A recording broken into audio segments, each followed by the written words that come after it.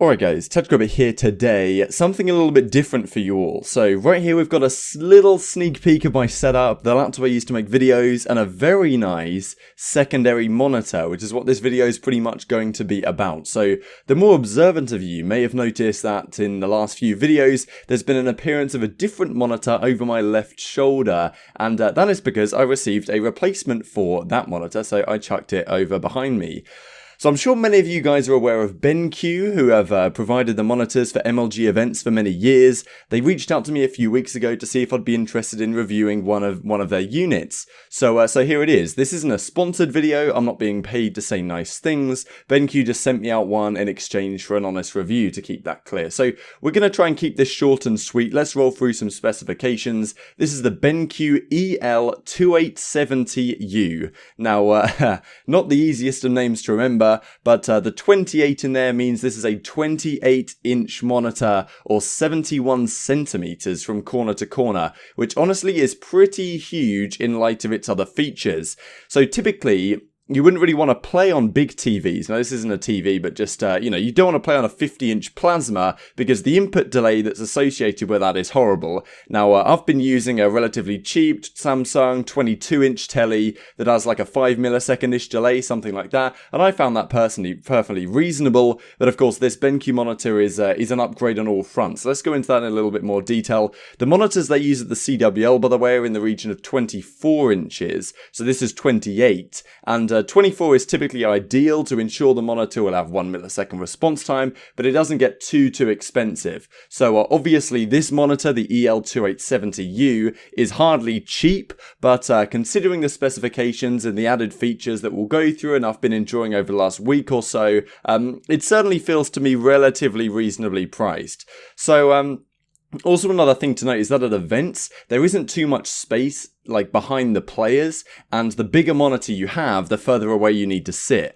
So if you guys don't have much space to move your chair back, or you don't have a massive desk, it's probably worth sticking to a smaller monitor. But of course, having a bigger monitor, this 28-inch one, still with the great specifications which we'll go into, it does open up more possibilities. So when I'm playing, it's easy for me to like slide my chair backwards a bit when I'm playing Call of Duty, and so I can still see everything on the screen at once. But if I want to watch a movie, if I want to have a more cinematic experience, like a campaign or something, it doubles up nicely, and that's probably the biggest strength of this monitor, really. So it combines a 1 millisecond response time, which of course is great to play with a very nice 4K Ultra HD display. Now the refresh rate is 60 Hz, which is perfectly adequate for console gaming, and it's fine for PC, but it's not pushing 120 or 144 like some monitors are nowadays. So I think on the whole, this monitor is really best paired with a console. It'll certainly get the best out of an Xbox One X or the PS4 Pro.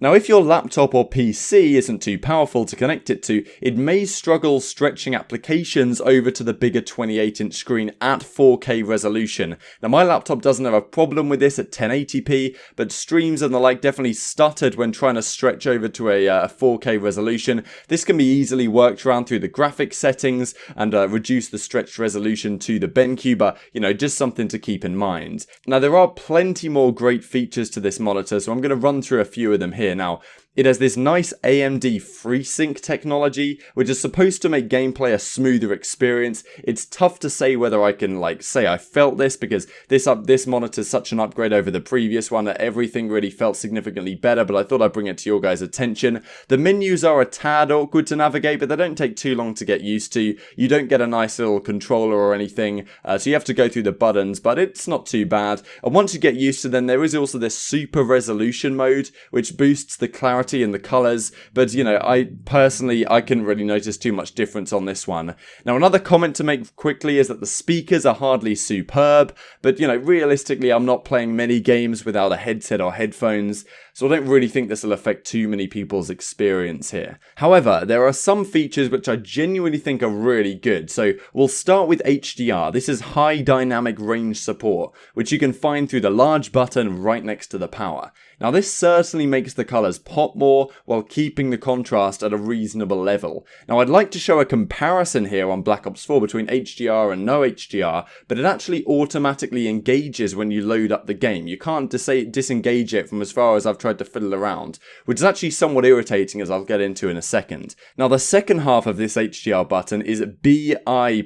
Now, Brightness Intelligence Plus is what it means. This seems to improve the detail, but crucially, it will change the brightness depending on what light level the sensor detects in the room, and you can change around with like how responsive the sensor is to the light changes in the room.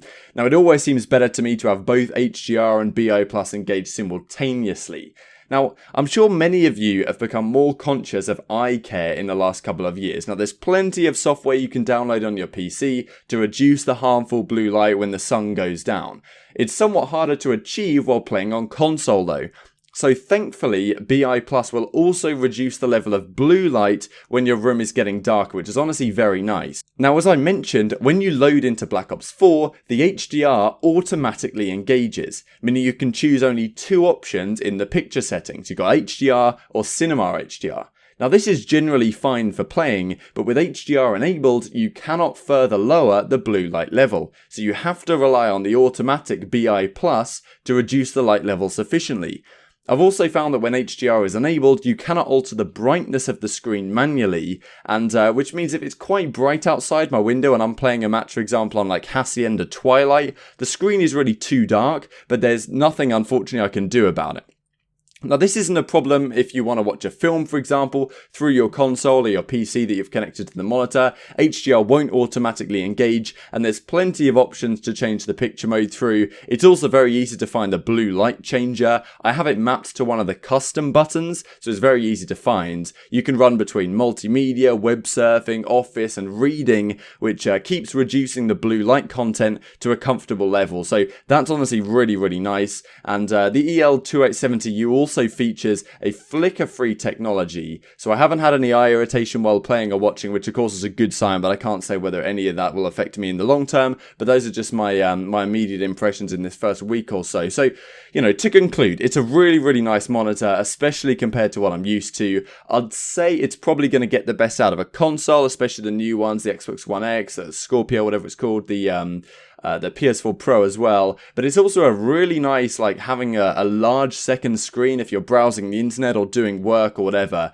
Just keep in mind your PC and laptop might struggle to stretch content at the fullest 4K resolution, but this is relatively easily worked around. And yeah, the blue light technology is definitely my favorite feature of it. It's just somewhat unfortunate that when you're hopping in a game, it automatically enables it, so you don't have the fullest freedom with all the options, but it's really not the biggest deal. So yeah, if you guys are interested in purchasing the monitor, or at least having a look at it in more details and looking at some other things, I'll leave the link down below. And yeah, appreciate all the support on the content lately. I know this was something a little bit different, but yeah, like if you guys enjoyed, subscribe if you're new as always, and I will see you next time.